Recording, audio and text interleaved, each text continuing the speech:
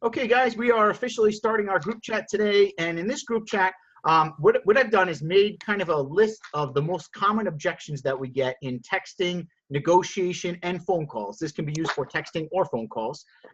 And I've written out the best responses that I think that I would personally use, and my closing average is pretty good over the last 6 years. The best responses that I could think of to each one of these most common objections. And before the group chat, we just added a few extra objections as well. So I'm going to go ahead and share my screen now, and I'll show you the sheet, and we'll just go over how to handle these objections. And then as I go over that, if you guys have any questions, maybe we can put some edits in and things like that. So, but before we do that, I'd like to just introduce really quick one of our members who just hit 14,000 for the last 30 days, and he's only 17 years old. His name is Grant. He was just on my YouTube channel, I think a couple days ago. We did the interview. Grant, can you unmute yourself for a second? Yeah, how you doing, Dave? Good. How you doing? I'm good. Pretty good. Obviously, at 14,000 for the month at 17 years old. So Grant told me in the interview he did this part-time after school, only working a few hours a week. So is there anything that you guys want to ask Grant? Because obviously, you know, we do the interview for the YouTube channel and stuff like that, but you got the man right here. He took my course only a year ago. He's been just like you guys, and here he is. So is there anything that you want to ask Grant? Lawrence says, how much of it is profit? Well, on the interview, you said 4,100, right, Grant? Yeah, 4,100. 4,100 was profit. JR says, how many leads or texts do you get per day, Grant? I'd say it averages like 5 to 10, honestly, like solid leads, like people that call me up and I know that I can close. Text leads, up to like 20. So you're getting 5 or 10 calls per day on average. That's regular each day? Yeah, that's on average, yeah. And then you're getting about 20 texts per day too? Yeah. Wow, that's pretty decent. How many ads do you have? Tyler wants to know, what is your main ad source? Craigslist, for sure. Craigslist, awesome. How many ads do you think you have on Craigslist? Probably got like 30, 35. 30, okay, sweet. That pisses me off. Asher wants to know, as a student with extracurricular activities, how are you managing your time? Like, how are you managing? Well, what happened, I actually applied to the school. At my school, I kind of just like told them, like, we have a program where if you work, you can get out a little bit earlier. So I basically just submitted like an application, and I'm able to get out at 1 instead of like a little bit later. So maybe if you, if you're nice to your administration, you can kind of, there'll be a little bit more money. I don't know. I think for every school. Cool. I just got to mute everyone. Sorry. I don't know. We're all of a sudden getting a lot of feedback and stuff. There we go. Any last questions for Grant before he finishes up? You got him here, right here, guys. This is your chance. You got a superstar who was just like you guys not too long ago. Feel free to ask if there's anything else. Anybody? GR says yes. What is your question, GR?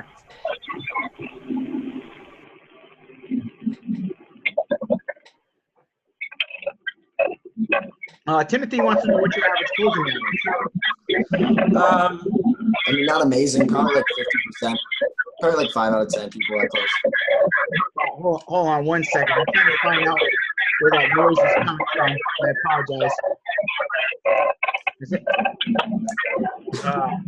Hold on. I got to mute everybody really quick, and then you unmute yourself.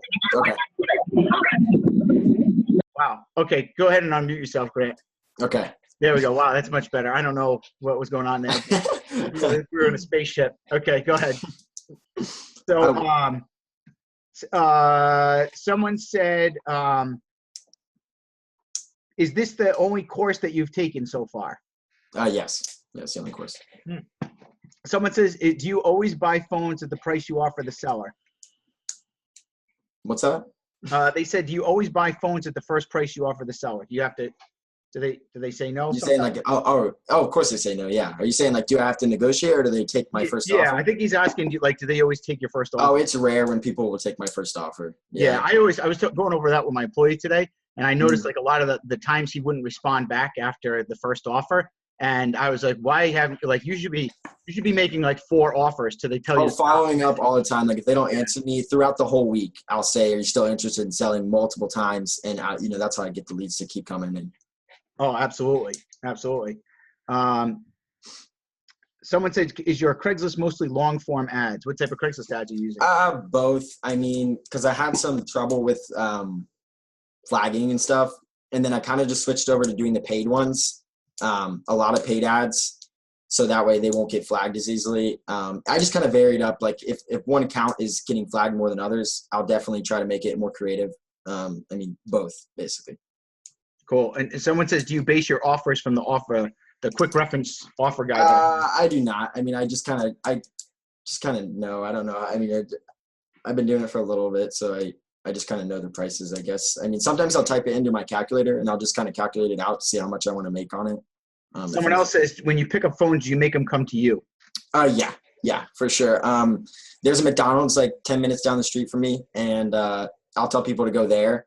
Unless it's like a really big offer and I know that I'm going to make a lot of money on it, then I'll be willing to drive a little bit further. Sweet. And someone else said, do you buy or flip anything other than phones? Are you doing laptops, MacBooks? All that. Yeah, I actually just picked up a laptop tonight. It's right here. I'm setting it up. Laptops, everything. Yeah, digital cameras. I mean, everything that you say to buy, I buy it all. Awesome. One of the things you said in the interview, you said to me that you think upselling was really important, and a lot of the group chats on communication skills and negotiation is what helped you really get your sales up. Absolutely. Yeah. The business cards was a big thing too. Throughout the month, I had just a couple customers who, they have family members and say, hey, my wife has another phone, and they would come to me multiple times. Awesome. So I think I don't want to take the whole group chat up on this, but I really appreciate it, Grant. That's of course. That's fantastic. It seems like you're a big hit because we're getting the questions keep pouring in from everybody. So it says, do you text or call them back? What works best for you? I mean, if I think that they're kind of being distant, I can't really get them to answer in the time frame that I would like them to, then I'll call them. Yeah. If I feel like they're being really we do a blend now. We do texting and calling, whatever will convert them. We can't convert them for the text. Now I'm training my employees to pick up the phone and call every single message. Exactly. Yeah. Yeah. We're doing pretty well with that. So guys, I'm going to wrap that up. We're going to go into the negotiation part of it now. And Grant, I appreciate you coming on here and speaking and giving some info and motivating everybody here. So that's awesome. Congratulations. And by the time you're 20, you're probably going to be a millionaire, I think. We'll see. If you keep on track the way you're going. All right, guys. So let's go ahead and get into the negotiation sheet now. We'll get started with that. All right. So tell me if this is helpful as we go. And if not, then we'll change things around and do something a little bit different. But what I came up with here is a sheet for you guys, because I know we've done a lot of group chats on negotiation and stuff, but I wanted to give you something you could just look at and follow, so it's a nice, easy, quick reference guide on how to handle objections in the easiest way possible, okay? So these are a list of the most common objections that we typically get in this business. And the first one here, okay, so it's seller responds with an angry no to your offer. So how many people here have ever been sworn at or said, hell no, go do something to yourself, kill yourself, whatever, fill in the blank or whatever after you make maybe the first offer to them, right? Someone says me. Someone says a lot of feedback and I'm breaking up. Can everybody hear me okay? Grant says me. Tyra says yes. Pavlin says yes. So we've all gotten that, right? So this is the best way I found to respond to an angry seller. Now, again, my closing average is usually about 8 out of 10. So if I get 10 phone calls, I usually get 8 deals. Texting, I'm on about a 1 out of 6, 1 out of 7 ratio between there. So, I think my skills are pretty decent. And the way I respond here is this, first, we always want to respond nicely regardless of their attitude, right? So no matter how rude people are, they could be just having a bad day. We don't know their situation, right? So if we react rudely, we're probably going to lose the deal. So the first thing is to keep our emotions in check. And then a good response would be, first, I totally understand. Then a closing question. How much were you looking to get? So here's the breakdown of this, right? Because I know this sounds really simple. Well, they say, hell no. And you say, I totally understand. How much were you looking to get? Here's the psychology of this, right? So first off, I totally understand. When I say that, what this does, it kind of diffuses their anger, right? When someone says to you, if you're like really mad at someone, you're like, I was really mad when you did that. And they're like, you know what, man? I totally understand. Is it easy to still be mad after they say that? No, right? Because what can you get mad at now? They just totally understand you. They completely listen to you. So that's why I think it's really important, no matter what objection we get, first, I totally understand. But then we have to see where they're coming at. We want to know, where is their head at? What are they thinking? Why are they so angry? What is it? I always like to look beyond the scene, right? What is it that makes this person so mad at the price that I offer? So I say, how much were you looking to get? This is very important. Now, here's where most people go wrong with answering these questions. What most people do wrong is they say, okay, person says, hell no. Then they're like, well, how much are you looking for? Now, what happens is you did the half of it right, but what did you not do if you did that? If you're like, well, I can't do any better, or you create an argument, what's going on there? Why can't we do that? Let's see if you guys give me some feedback on that. Chris says, I totally understand. Okay, yeah, but if we skip the I totally understand, what happens? Why do we need to make sure we say I totally understand? Someone says you're showing active listening. Yes, I like that. Nathan says you're arguing with them and you'll lose if you don't say I totally understand. Yes, because remember, they're angry. So we need to diffuse their anger before we can close a deal, because angry people usually don't do business with us, right? So we want to first diffuse the anger by getting on their side. So first thing, I totally understand. How much were you looking to get? Okay. Anybody have a question specifically on this certain circumstance, situation? Give me your rebuttals or objections to this response. Does everybody agree this is probably the best response, or does anybody have another opinion or something that they're wondering about? Do you have any questions on that? And it's okay if you do, please. I want you to, if you're like, well, yeah, Dave, what if I say that and they say this, or what if they don't agree?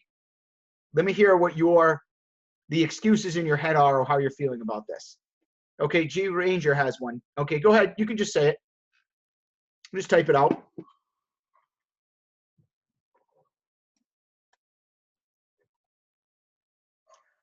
Nathan says, what happens if they stay angry if you say this? Great question, Nathan. So Nathan, actually, can you unmute yourself?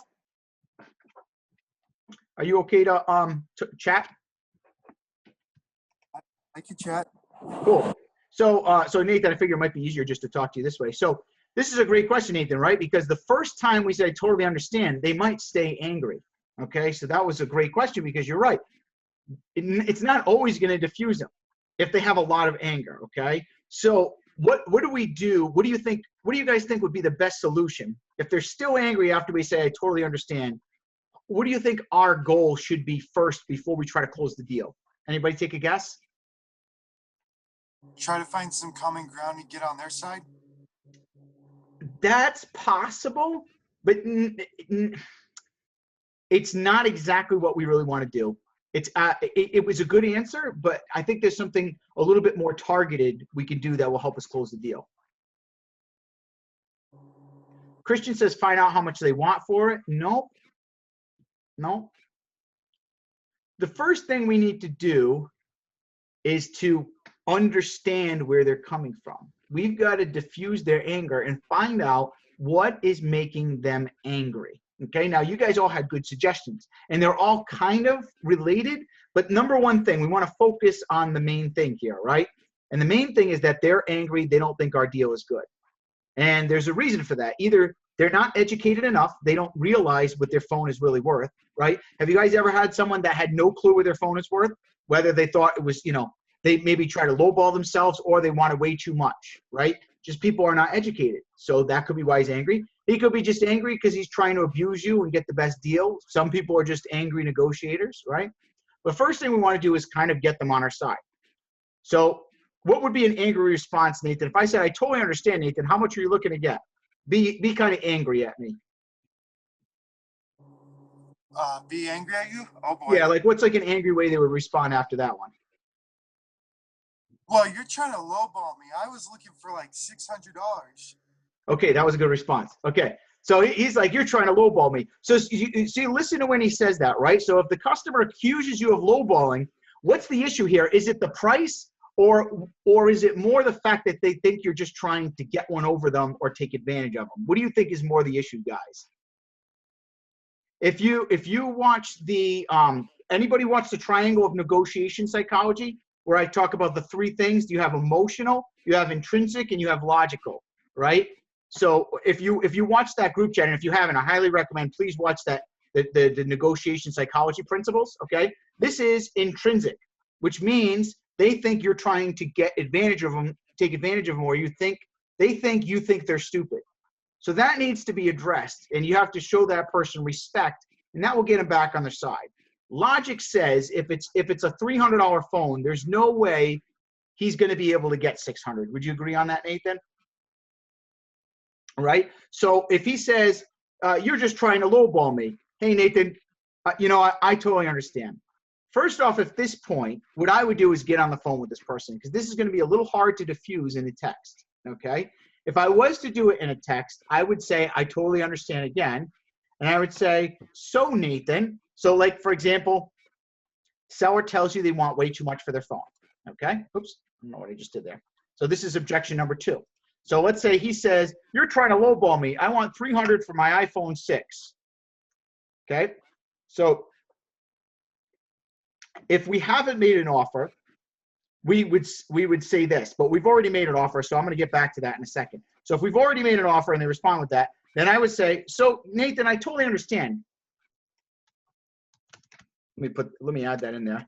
Totally understand. Have you tried selling it on your own yet?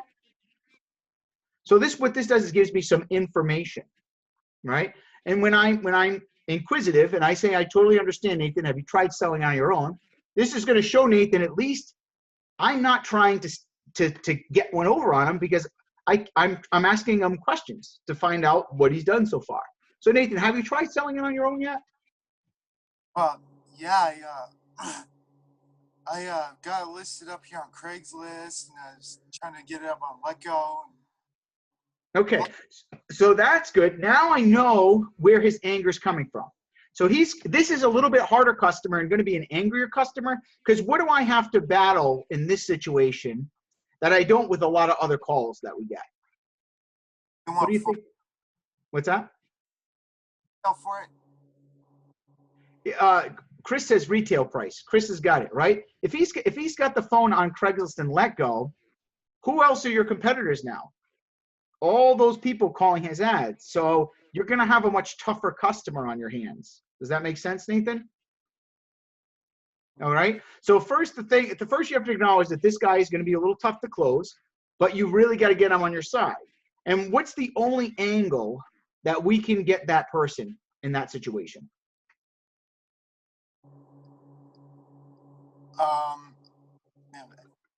Covered it. Well, let me ask you this: if you had something on Craigslist you were selling, right, and someone said, "Well, I'll give you a lot less than what everybody else is paying," what's the only thing that would make you want to take the deal from someone else who's offering less? What's the only other thing that they could do? Offering them more cash, or even offering to come to them, possibly. Yeah, well, you can't offer more cash, because more than likely those people that are trying to compete against you are going to be able to offer more because they're buying it for themselves, right? Those are retail people. So the only thing you can do is give cash quickly and come to them. Those are your only angles. Does that make sense? Nathan, for some reason you're like muted now or something, or your microphone stopped working. I'm not sure what happened. Oh. Okay. So in that situation, now we're working on the anger part. Remember, I'm not even trying to close yet. What I'm doing is gathering information, right? Have you noticed I'm not even trying to sell you yet. I'm just gathering information. And the more I gather information, the better chance I can kind of put the puzzle pieces together and figure out how to make this deal work. Does that make sense? Now, this is pretty advanced stuff, guys. This is psychology. So please be open with me in the comments. Is everybody understanding this, or is this too advanced? Do you want me to go back into the basics? Good. So it says yes. Awesome. It's great. Okay. All right. Good. So so now that I understand, okay, this guy wants $600 for the phone. I can only do 300, and I'm competing against all these other people. First thing I know with this guy, I'm going to have to go to the max price I can offer, right? Because I don't have a shot. Like if he's got this advertised on Craigslist and LetGo, that's a retail sale there. So this is going to be, he's going to have a lot higher prices coming in. So I'm going to have to go right to the top with that one, first of all, because if I don't, he's going to think I'm stupid. Like, first of all, he knows I got to make a profit, but he's going to be able to judge how much profit I'm making by the other offers he got. Does that make sense?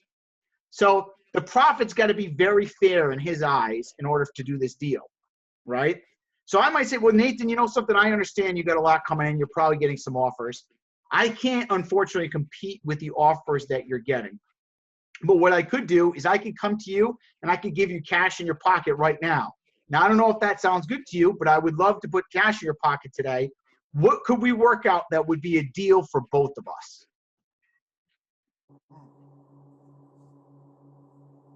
Could you do maybe like 250 maybe? Okay, now look at how Nathan's attitude is totally turned around now. This is a guy that said, "You're trying to lowball me," and was all mad. And now look at the demeanor and how his personality has changed just from the angle of how we are approaching things now versus before. At first, it was like a combat. Now it's like we're kind of like we're trying to solve this puzzle together, right? It's kind of like, well, let's see what we can make happen. Like, you know, Nathan, look, man, I want to get this deal. If you're willing to work with me, I'll try to figure something out to help you out if you're willing. Now, Nathan's thinking, you know what? This guy's pretty nice. He doesn't sound like a scam. He's got cash in his pocket right now. There's a couple idiots that call me on Craigslist and they offer me a price, but I don't even know if they're going to show up. I don't, you know, maybe it's worth selling to this guy a little cheaper. So he's like, well, I tell you what, the phone's worth 600. You give me 400 and you can do it right now. Right? So Nathan, say what you had just said. You said, well, you know, like what was the price you had said? Say 400 because we were at like a $600 phone or something like that. So, well, I mean, could you like do 400 for it? I mean, 400 would really help me out right now. All right, 400. Now, if it's a $600 phone and it's 400, we obviously know that is kind of the top we'll pay, right, guys? But who would do that deal if it's a little bit slower day and you need to make something happen? It's still $120 profit. Who would do it? Anybody? Christian says me. Timothy says all day. Asher says I see 100 me's. Okay, so yeah, right? It's worth it. So you know what, Nathan? I tell you what, I'll do that for you. It's a little bit slow today. I need the business, and you know something. I just want to say I appreciate you working with me. Thanks for doing that. So if I can just get your address, or if you want to meet there, or you want to meet like a McDonald's or something like that near you. Actually, there is a McDonald's right around the corner from where I live. If you could meet me there, that'd be Yeah. great. Do you have the address to that? Yeah, 1495 Easy Street. All right, cool. So I'm going to be there in like 15 minutes. Does that work? Great. Now, really quick, is this your cell phone number, Nathan? Because I want to make sure, like, if I get there, I can call you. You're definitely going to be there, correct? I'll definitely show up. I have a side business I run, so I definitely don't want to waste your time. So. Okay, now let's take a break here. And I want to so this is great. Now, what do I have going on with Nathan right now, guys? What do we call this? Sharing common ground. Close. Rapport. Everybody's saying rapport, right? I have rapport. And now look at this guy was like a big, mean grizzly bear. Roar, and he's all mad when he first started. And now he's like a teddy bear. He's a big teddy bear now. And now he's like my friend. So good. So guess what? I'm not going to stop there, because if I'm going to make a lower profit margin, now I want to take advantage of the fact that I've got a good relationship with him now. And I'm going to take it up a notch. Watch this. I'm going to say, so Nathan, you know what? By the way, if you have anything else, I also buy laptops. I buy MacBooks, tablets, game consoles. Do you have anything else that you want to sell? I mean, yeah. I mean, do you buy damaged items too? Yeah, I do. Yep. If there's any type of resale value, we will usually purchase it. As long as it's something that we can ship in through the post office and there's some value, we'll take it. I got a cracked iPad that I could also sell to you, and then I've got this cracked LCD MacBook too. If you like to take a look at it. Yeah, that would be great. Definitely. I tell you what, when you meet at the McDonald's, can you just bring that stuff down with you, and then I'll check it out when we're right there? Sure, I'd love to. I mean, especially if I could get some more money for it. I mean, Yeah, and I'll make sure I give you a fair price on it. I know you're a pretty sharp guy, so I'll do what I can to help you out on it. And I really appreciate the extra business. Okay, great. I'm looking forward to seeing you soon. How will I find you? So I'm going to be driving. I got a 2018 Hyundai Tucson. It's a charcoal SUV. I can call you when I get there. And what are you going to be driving? Uh, blue Toyota Avalon. I normally have a leather jacket on that I wear, so I'll be pretty fine. I tend to stick out on the. So I tell you what, if you get there first, you call me. I get there first, I'll call you. Sound good? Awesome. Okay, cool. So, so guys, some of the people that I've handled these objections like that, where it started off as they're kind of like angry, they have turned into lifelong customers, because it's not your character as a business person that is the way you handle people when it's easy. It's when you handle people that aren't easy that determines how good of a negotiator you are or how good of a business person. Anybody can close the give me sales. Anybody can close the one-time offers, but those are few and far between. But the real negotiators, the real pros, know that they can close everybody if they just do the right process. Okay. Someone says, I always make customers wait, never start making my way until they're actually there. Someone says, when you go to the meetup and you're planning on appraising items while you're there, is any way to describe that process or how you appraise while your client is in front of you? Yeah, so I just use my phone. I go on the eBay app and I just appraise right there on my phone. I hope everybody's using the eBay app on the phone. It's great. And you can just do it portably. Someone says, do you tell them you need a bill of sale and need ID before you meet? Yes, but I want to let you in on a secret, guys. The people that are kind of tough like Nathan, the ones that want the most for their phones, usually those people are more trustworthy than the easy ones. So I might not even say about the ID until I get there, because more than likely, he's probably not going to have a problem with the ID. Because usually it's the angry people that are the more stand-up, honest people, believe it or not. The guys that like take the ultra low ball in the first deal are usually the shady characters, believe it or not. So let's get back into the objections because I don't want to get too off track. So far, how has this been? How would you guys say this has been helpful so far for your negotiating? Do you guys like these responses like laid out like this? Kirk says very good, great, because I just trying to get this so it's easier for you guys to understand. It says this is game changing, very good. Okay, awesome. All right, great. So let's go to this one now. Let's go to the second objection. So, by the way, Nathan, thank you very much. You gave amazing responses and great questions. They were very real and they were very applicable to our business. So I appreciate that. I might even have you come back on again if you're okay, because you played a good customer.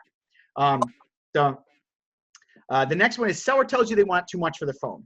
So let's say this person messages you and they've got a phone that's not worth as much as they want. Let's put it this way. So for example, they say, hi, I have an iPhone 6 I want to sell and I'm looking to get $300 for it, right? So if you haven't made an offer, this is very important. If you haven't made an offer yet, then what you're going to do is you want to just ignore whatever price they started at. The starting price, guys, is absolutely irrelevant because they could say they want $1,000 for their phone. Are they going to get it? Absolutely not. Nobody's getting $300 for an iPhone 6. Nobody's getting $1,000 for an iPhone 6. So it doesn't matter. But the problem is a lot of us, we let that emotionally affect us. So first thing is just be blind, just ignore whatever price, okay? And then you're going to offer your price regardless of whatever price they wanted. So you would say a good response would be, unfortunately I wouldn't be able to do $300, but I could offer you $100 and give you cash today. Would that work for you? Now, let's break down this response and why I do this, okay? So first off, this is very important. Does anybody know why I have that first? Let's break down how we arrived here. So they messaged us, they said, I have an iPhone 6 for sale, right? And we're like, oh, I can give you $100. And they say, well, no, I want $300 for this. Now, when I say, who nailed it? Chris nailed it. Chris says it creates tension. Lawrence says makes them sweat. Yes. Okay, because they're wondering what you're thinking. When you're saying, this means you're still on their side. You're not fighting with the customer, right? But you're just kind of looking at them kind of like,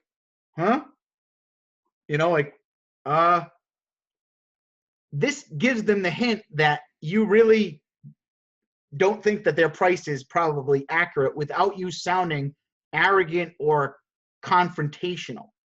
So, Now, this is how you could respond in text or voice.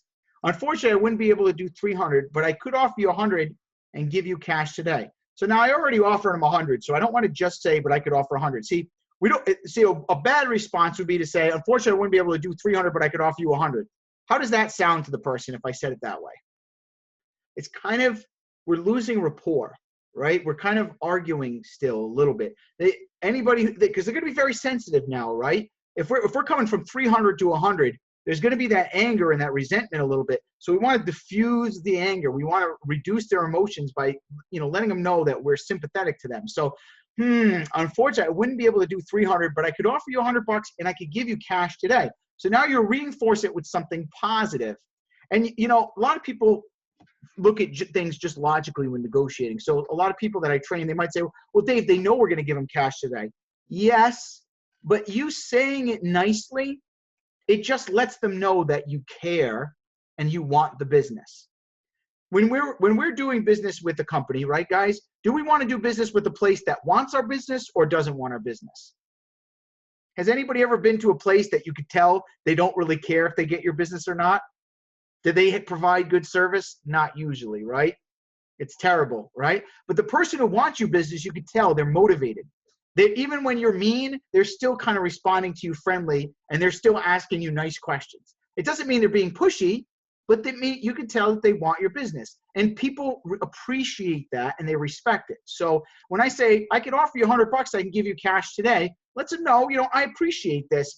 We're not at the right place right now, numbers-wise, but I want to work this out. Let's figure something that's going to be a win for both of us here. That's kind of what you're telling people when you do it this way. Right? And then finally, very important, a closing question.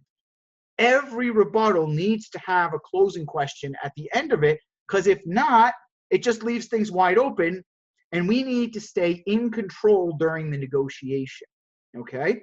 Because if we said, unfortunately, I wouldn't be able to do 300, but I could offer you 100 and give you cash today, and then we stop there, now the customer's like, but I said 100, but I said 300. And then they're just going to go right back to where we were at before, or even worse, they're confused, so they stop responding, right? So when we followed up with, would that work for you? We're getting right to the answer. They're like, we're putting them on the spot now, right? Would that work for you? No, I couldn't do 100. Could you at least do 200? And if they come back with that, guess what? What would I probably say again? If they say, I couldn't do 300, I could do 200. Lawrence says, yes. I can just repeat literally what I said. And I would probably try to use their name. So I'm just going to use Nathan since he was my customer. I would say, Nathan, unfortunately, unfortunately, Nathan, I wouldn't be able to do 300. Anybody know why I use his name? Can anybody take a guess why I do that? It makes it personal, Eric said. Yes. This makes it friendly and personal. People like it. It just shows that I'm a little bit step above the average business person. If I'm willing to take the care to say, unfortunately, Nathan, I wouldn't be able to do 300, but I could offer you $100 and I'm happy to give you cash today. Is that fair? I wouldn't use the same closing question. Would that work for you? I would say, is that fair? Or does that sound fair to you? I would just change it up slightly on the second rebuttal, okay? Brandy's asking, does this apply to text negotiation as well? Absolutely. Yes, this is text or in person. It's the same exact thing. Yes, yep. So you could copy and paste this from text to text, once you type it out, or, if you can, I'm going to upload this document in the group, you can copy it and use it for your Facebook messages, whatever, stuff like that.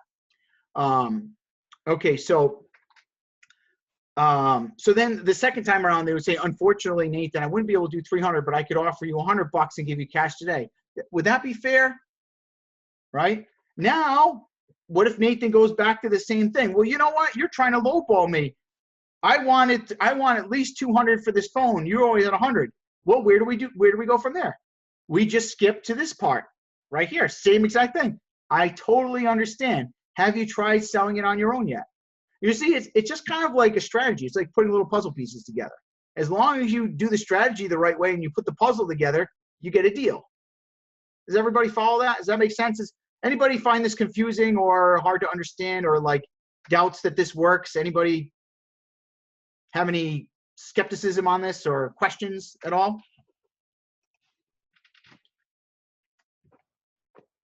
Nathan says low ball. Greg says no. Okay, cool. Robert says makes a lot of sense. Great topic. Okay. Kirk says, would you really text him? Yes, we do that all the time. Absolutely. And it works fantastic. I would definitely text him.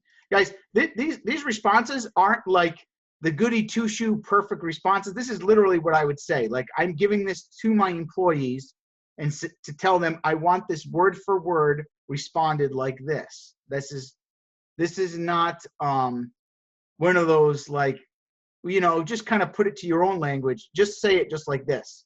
It works. I mean, I might, like I said, I close 1 out of 6, 1 out of 7 texts, which is, if you know anything about like most people's ratio in the group, it's pretty insane. Well, it says, I can't believe I've never tried texting him. I'll even add the thinking emoticon now. Don't be careful, guys, because too much can ruin it. Too little can ruin it. So this is like just right. It's just enough. It's no more, no less. So be careful, because one thing my first millionaire mentor told me, he said, loose lips sink ships. So if you say too much more than you need to, you could blow the deal. You say too little, you can blow it too. These responses I'm giving you are just right. They're perfect. They're the perfect amount of personality and understanding and logic for the customer to close the deal. Okay, so next, let's say now the seller says, yeah, I'm just going to sell it myself. All right, so if I can't get $300, I'll just sell it myself. So usually, in most situations I've closed, I found that the seller's typically bluffing. Now, sometimes they're not. Sometimes they will just sell it themselves. But what do you guys think? If they were going to sell it themselves, would they be calling us for a deal? No, right? They probably would. If they reached out to us. Now, if you're doing like the reach out method, I know some of you guys reach out to people and do that stuff. It's a little bit different for that, you know, because in that situation, obviously, you can't just say, oh, well, you can sell it yourself, because they already are selling it themselves. You need a different strategy for that, right? So if they called you, though, and they responded to your ad, then obviously they're not going to sell it themselves. They're just not that type of person to sell things themselves if they're kind of like a pawn shop type of customer. So usually I'm not going to call them out on it, but I would say, I totally understand. So even though they're lying to me and they're saying, well, I'll just sell it myself. Remember, I'm going to diffuse the anger. I totally understand, Nathan. Unfortunately, I couldn't do the 300, but I'd really be happy to give you the 100 cash, and I'd like to make it a nice, easy sale for you. I completely understand if you want to sell it yourself, though, but I would love to give you some cash today if we can agree on something we are both happy with. What do you think would be fair? Now, this is the stake in the heart right here that I like. What do you think would be fair? So what I did was see how I kind of like totally diffused them. I completely understand if you want to sell it for yourself, but you know, I'd really love to give you some cash today if we can agree on something we're both happy with. You see, now we're on the same team. It isn't a combative experience like I want to beat you. It's let's see if we can put this together. Right? And what do you think is fair? So now I'm handing the ball to the customer. He knows that $300 price he asked is not reasonable. He knows nobody's going to give it to him. So this puts in a reality check to Nathan right now. And I said, you know, what do you think is fair, Nathan? And he goes, well, all right. Well, I mean, can you at least do 175? You know, I really would love to do that for you, Nathan. So you could do the, you know, Nathan, unfortunately, I'd love to do that, but 175 still is not a price that I do. That's something that is higher than I would be able to sell it for. But I would love to be able to give you that $100 and give you cash today. And then I'm going to follow up with this. Is there anything else we could work out? Okay, you see, I keep handing him the ball. What do you think is fair? Is there something else we could work out? See, what this does is this keeps him in the game with me without getting upset. I want to keep him in the game. I want him thinking. Now, we might not be able to put a deal together, and some people we can't. We can't sell every single person, but I want to do every possible way, exhaust every option before he stops responding. So when I say, is there anything else we could do? So Nathan thinks about it a little bit, and he goes, you know, I probably could just sell it myself for $175. And if he says that, what would I respond? We just put that piece of the puzzle back, right? I totally understand. Unfortunately, I can't do the 175. I'd really love to, but I'd love to give you cash in your pocket today. I can come to you, make it a nice, easy sale. Is there any way that we can come close to the price that I'm offering? So now the third try, now, is there any way we can come close? This is me almost begging him now, let's make this work. I'm at 100, you know that's where I'm close. Anything I can do to get you to accept that. And the funny thing is, guys, is sometimes if you ask people what they want, they'll straight up tell you, well, if you're going to do 100, you need to come to me, and I want 120, and you're going to be able to be here in 15 minutes. Okay, maybe we got a deal now. We might be able to do this. All right? Has anybody tried these techniques? Are you guys finding this helpful? You guys, is anybody excited to go apply this stuff and go handle some text tomorrow? And he says, yeah, yesterday. Okay, good. Good. Says, yes, texting now and let go. Sweet. Hasher says, yeah, heck yeah. Kirk says, very good. Brady says, I applied 2 of the things. It was very helpful. Excellent. Christian says, does this work in text? Guys, yes, all these strategies work text or voice, either one. They're both exactly the same. And that's why I wrote this out so you can literally copy and paste this right in messages. These all work the same in text or calls, okay? Just so you guys know, there's really no difference between texting or call, except texting just takes a little more work to say this stuff. But I say the same stuff on text that I would on a phone call. I try to get people on the phone, though, because I want them to hear my voice and that I'm friendly. And I feel it's a little easier and faster, but texting, it's the same thing, yes. Robert, as a matter of fact, the reason why I am doing this is because we're using paid ads right now, and we're getting tons of messages coming in from my Facebook ads for the phone flipping, which I'm releasing that paid Facebook ad course in a couple of weeks. You guys have been pretty excited about. And we're getting messages for like $1, $1.50 a piece. And I'm training my employees to handle these messages. That's why this is specifically for texting. So that's where we're going to be using most of these strategies is through messaging. And that's why I've created this, because I want to give this to my employees so they close more deals for me. Because my closing average is 1 out of 6, but I want to get theirs to 1 out of 6. Christian says, I tell my customers I love to earn your business in the future. Okay.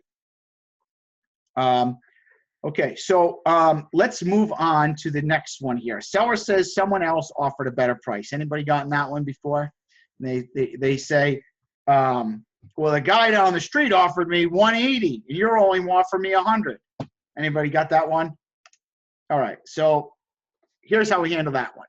First, this one before you respond, you've got to make sure that whatever you offered them is accurate, because I have seen people get this objection, and when I looked at their offer, I was like, geez, no wonder why the guy down the street was offering more, because you're like lowballed the heck out of this person.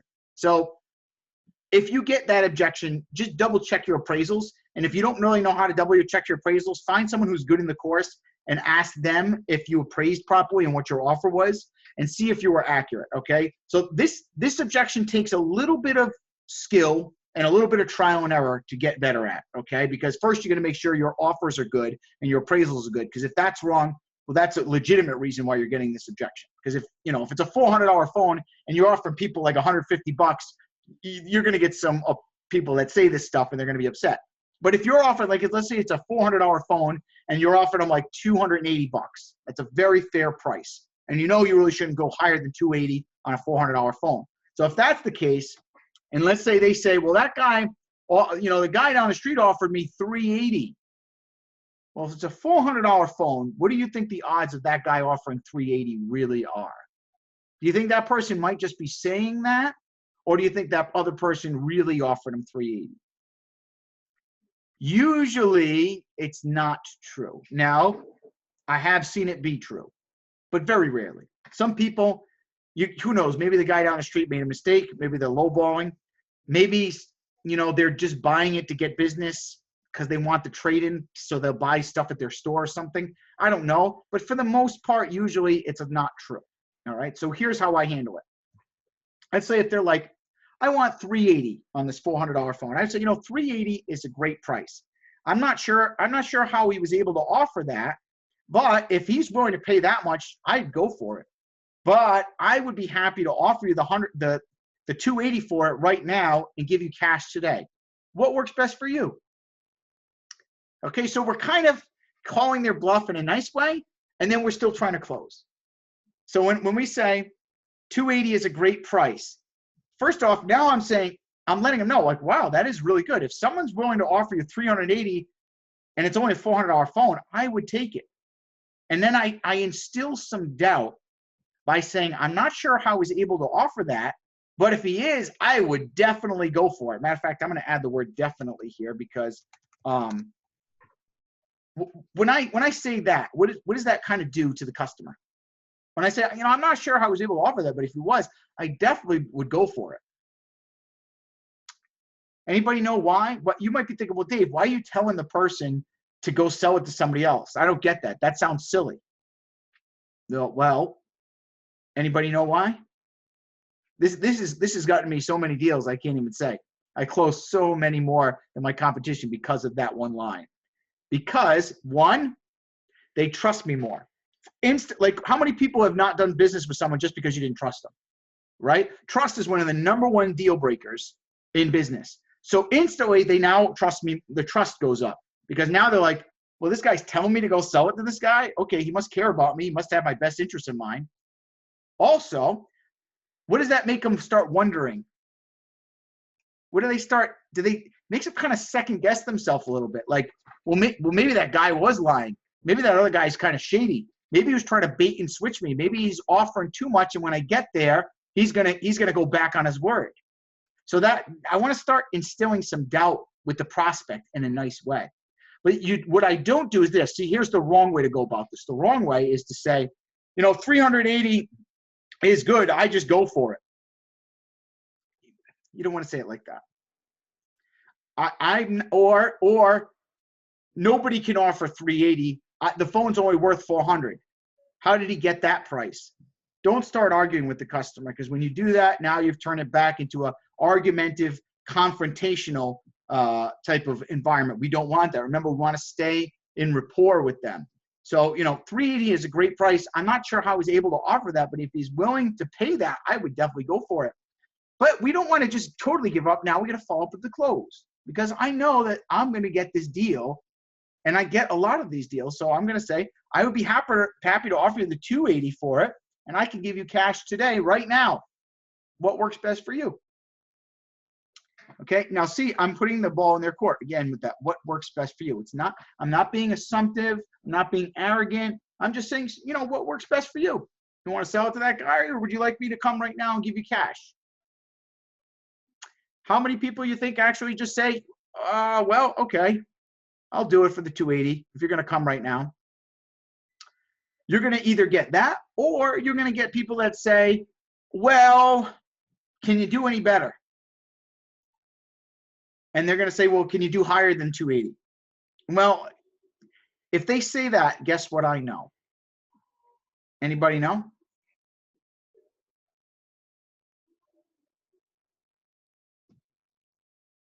It means I got the deal. You got the deal. Most people don't realize that. But if they say, can you do any better than 280? That means the other guy is not offering 380. Because why would they sell it to me for less if the guy was really offering 380? I know for sure they're lying now, and I know they like me and they want to do business with me. So all I got to do is stay in rapport and follow through, and I got that deal. So what I'm going to say now is, you know something, Nathan? I really would love to do more on it, but I'm kind of at the highest I could possibly go. I tried to go the highest I could because I know you already had another offer, but I'd be happy to come to you and give you the cash right now if you want. I don't know if that helps. Does that work for you? Always follow up with the closing. Does that work for you? Chris says, could you is such an important phrase in negotiation. I love when somebody asks me, could you? Absolutely, because you don't have to, you're not going to agree to that. You're not going to give them more. But what most people do is when they hear, can you do more than 280, they think they need to increase the price to get the deal, and that's false. You don't need to increase your price in order to make a deal happen. You can stick to your guns over and over, and as long as you stay in rapport and you follow up with these closing questions, you're going to get deals that you never thought you could ever get. And this is how we get deals for $30 where we sell for $100. We're getting iPhone XS Maxes, 256 gigabytes for $600. We're selling for like $1,000 to $1,100 is using these principles, okay? I would like to keep going with, so let's go one more, and then I think I might have to wrap it up. Okay, let's say the person just doesn't respond back to you. Has anybody ever had someone not respond back? This is specifically for texting, not for phone calls, right? Let's say you make an offer. Hey, I could do $100 on that phone, right? And you get no response. Anybody ever get that before in a text or a message where you just didn't get a response? Robert says tons of times, bad appraisal, baby. Yes, all the time. Okay, so first, check to make sure. I'm just going to copy and paste up here again. Really quick. Copy. Okay, because if our offer is not accurate, then we're going to upset someone. So you want to first make sure your appraisal is accurate, your offer is reasonable. Again, this takes a little bit of skill to get, to get this down. But once you know rock solid that your appraisal is really good, it's very accurate, your offer is solid, but they still didn't respond, okay? Then, if you know your price was accurate and they still didn't respond, here's the good response. So a good response is, would that work for you? So let's say someone texts you and they say, I have a iPhone 7 for Verizon I'd like to sell, 32 gigabytes. I'm just picking a phone out of the blue here. And you say, okay, cool, I could do 200 for you on that. Does that work? No response. Now remember, when you make an offer, make sure you have a closing question. So if you said, I could do 200, would that work for you? No response. You could also say, I'm going to put good responses.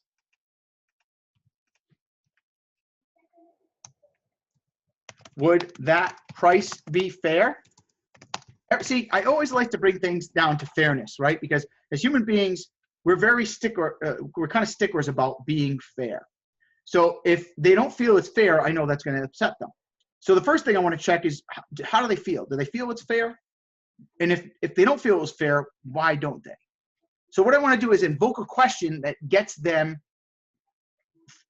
to respond back to me. All I want is just a response, right? They might be seething, and that's why they haven't responded. Maybe they're so mad at me they want to punch me in the face. So I want to ask a nice question like, would that be fair?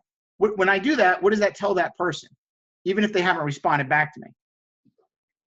What does that kind of show them?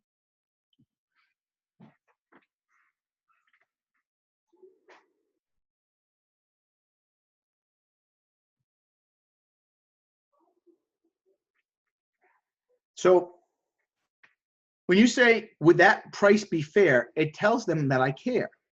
It tells them that I'm willing to work with them and I'm not a jerk. Obviously, if I was a jerk, I wouldn't be saying something like, would that price be fair, right? So I'm not this mean scam artist, lowballing bastard they think I am, right? I'm just a guy trying to do business. So when I say, would that price be fair, all of a sudden this demonistic image of me now starts going away, and then now they're going to at least be willing to talk, right? So when I say, would that price be fair? And they say, are you out of your freaking mind? All of a sudden they're going to unleash on you. Are you out of your mind?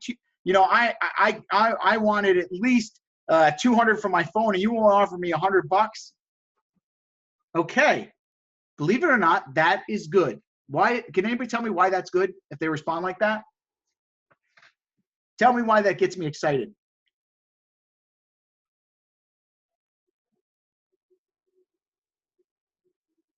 Because they responded. I got a shot now. I got a shot, and I know if I got a shot, you give me 6 shots and I'm getting a deal. That's all I want. I want 6 shots and I got a deal with my closing average. All right. So every shot I get is one more close to the deal.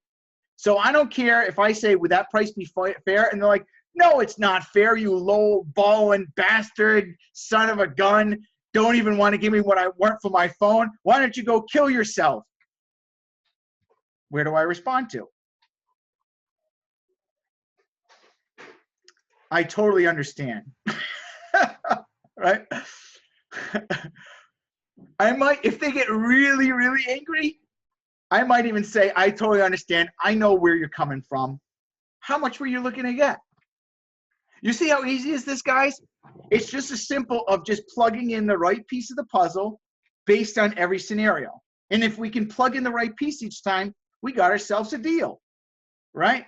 So let's go back to how this works and break this all down again, right? So they didn't have anyone responded, right? They say, you know, like you give them the deal, you get no response backs in text. And you say, was that fair? Or would that price be fair for you? Something of that nature. They come back, you jerk, you try to lowball me. I'm not doing a deal with you. F off, whatever they say, right? Then you say, I totally understand. I know where you're coming from. How much were you looking to get for the phone? And then we just keep on going right from there. Okay, guys? You see, you know, only 10% of deals are going to go like this. I have an iPhone 7. Sure, I can give you $100. Okay, cool. How many deals do we really get like that? Nobody is doing 10,000 a month getting deals like that unless they have like 500 Craigslist ads, right? Usually you're going to get a few deals like that, but they're nowhere near as many deals as if you actually fight, right? And who here wants to be a negotiating ninja? Everybody say ninja if you want to be a negotiating ninja, like you're willing to follow this outline that I've given you here, this strategy to a T. You're going to be in the 1% of negotiators, because the true negotiators know that it isn't a battle. It's just a strategy of putting the puzzle pieces together. Okay. So if you're a ninja, ninjas don't care what the people say because they know exactly what they're going to respond every time. If they'll just like, give me 10 texts and I got 2 deals. That's all I need is just numbers. Give me 10 texts. They're not saying things like, I want the good leads. They're not saying like, give me an easy customer. They're not saying things like, oh, people get upset at me. They don't care because they know how to handle every single response. And with this guide that I just showed you guys right here, you should be able to respond to every person and just put the puzzle pieces and you'll be able to close them. Don't take no for an answer. The only time I'm going to stop texting if they're like, don't text me anymore, or I'm all set, go away. And even then, if they say go away, I might say, I understand. How much were you looking to get? If I hadn't done it yet, by the way. There was a guy, we were at the boot camp, and the guy got so mad at me, he swore at me and hung up. I called the guy up, and this was in front of 10 course members. I called the guy back, and I said, hey, man, I'm really sorry. I think we lost connection. I don't know what happened. Was that deal fair for you? And he goes, no, I wanted a lot more than that. And guess what? I closed that guy and got him to come in with 2 more deals after the guy swore at me and hung up. Archie says, yes, I was there. You remember that, Archie? Yep, absolutely.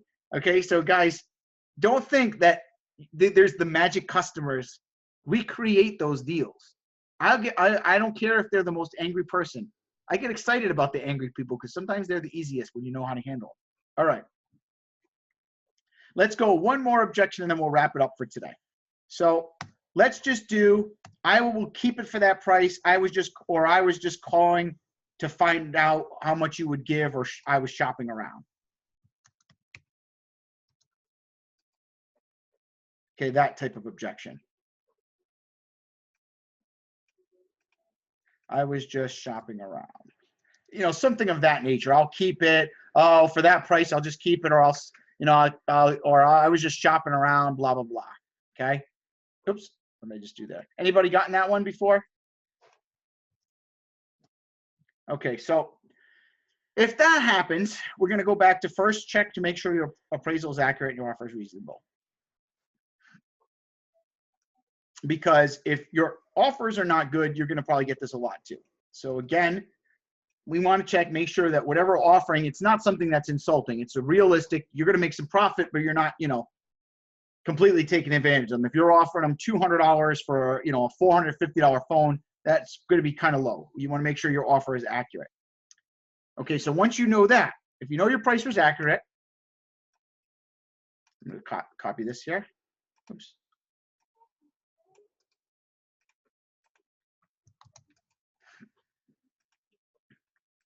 Know your price was accurate. Then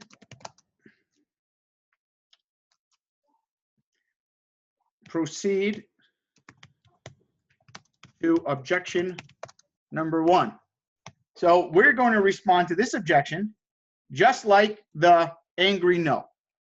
Okay, so if they're like, I'll just kind of keep it for that price, or I was just shopping around, we just go back to, I totally understand. How much were you looking to get? So an angry no is just virtually the same objection as I'll just keep it, I'm shopping around. It's just that they're not happy with the price. For some reason in their mind, they think their phone is worth more than what I'm offering, right? Or, they're not educated. They don't know what it's worth. So I totally understand. How much were you looking to get?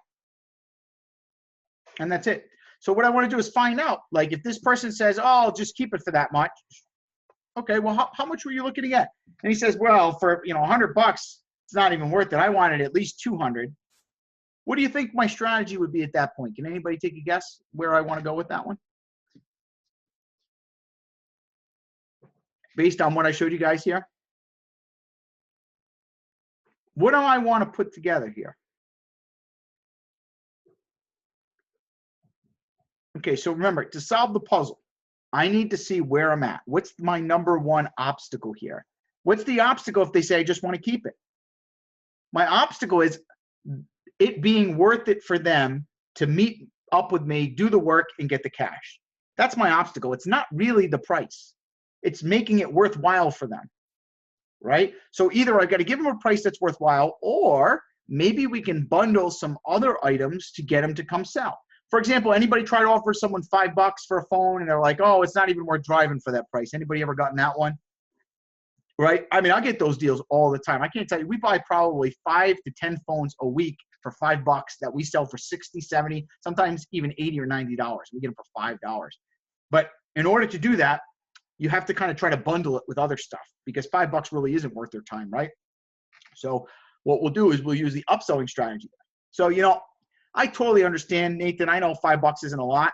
Unfortunately, that's the most I could do for that phone. But you know something? I would really love to put some cash in your pocket today. Is there anything else that you have for sale?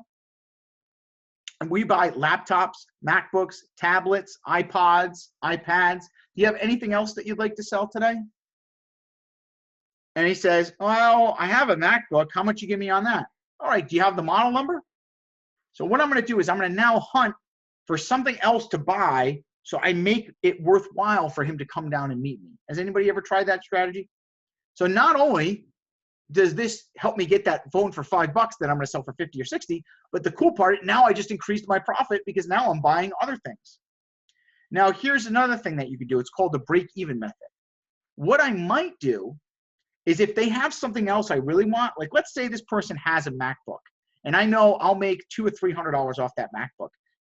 If I know that for sure, I'm going to get that deal. I say, well, I tell you what, you sell me that phone.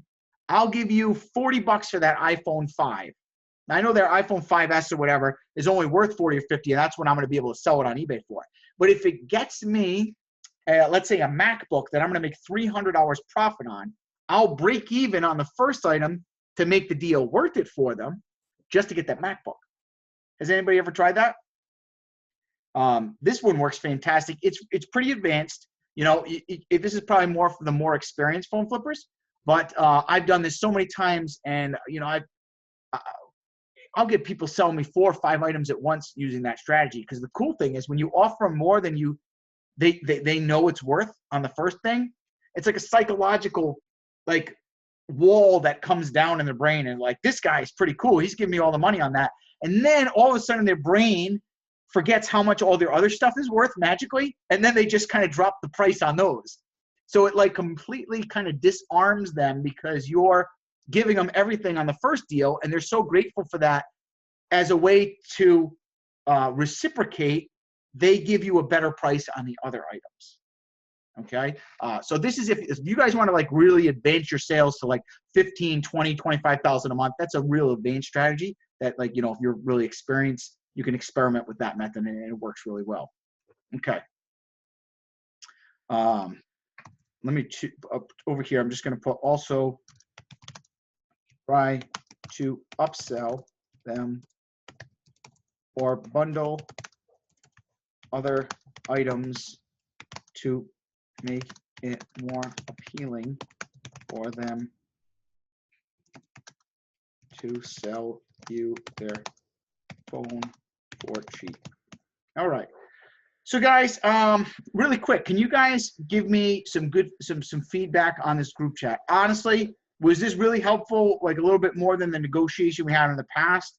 Or I test a lot, right? You can see every group chat I'm trying to do something different. Nathan says 20 out of 10. Brandon says extremely helpful. Yes, and yes. Okay, cool. I'm trying to make this as easy as possible for everybody who takes this program. And also, I'm being a little selfish. I want to train my employees to get even better too, so I make more money. So you know, the better this helps you guys, the better it's going to help me as well. So it's a win-win for all of us. So someone says helpful, but like both super good. I like the experiment. Okay, cool. So yeah, I'm going to upload the sheet in the group. I'll save it right now, guys. So keep an eye out for it. I'll upload it right in the files. So it will be there in the group. Just go to the members group in the file section and get that. I also uploaded replays of the top group chat replays. Did everybody get that file? I picked the highest rated group chats of all time, and I put them in the file of the course as well in the members group. My internet's going a little slow. Sorry about that, guys. 1 second. And maybe we could do a part 2 of this. I know some of you guys are asking this. Maybe I could just do this chat once a month. Nathan says not yet, but I'm going to download it. I'm not sure why. I can't get the Facebook group to load up right now, but it's in the file section. If you go to the group, it's in the files part of the group. Okay. Something going on with my computer? Yeah, I don't know. My internet is going super slow. So anyways, it's in the file section. You'll see it. It's a top group chat replays, and then I'll upload this file too. And this one's called, the name of the file is Common Objections and How to Respond. Okay. So I'll upload that for you guys. All right. Well, thanks for everybody for participating. Nathan, thanks a lot for being the customer today. Appreciate it. And Grant, thank you so much for coming on here and giving the introduction. That was awesome too. Appreciate it. You guys all have a great night, and we'll see you next week. Go crush it.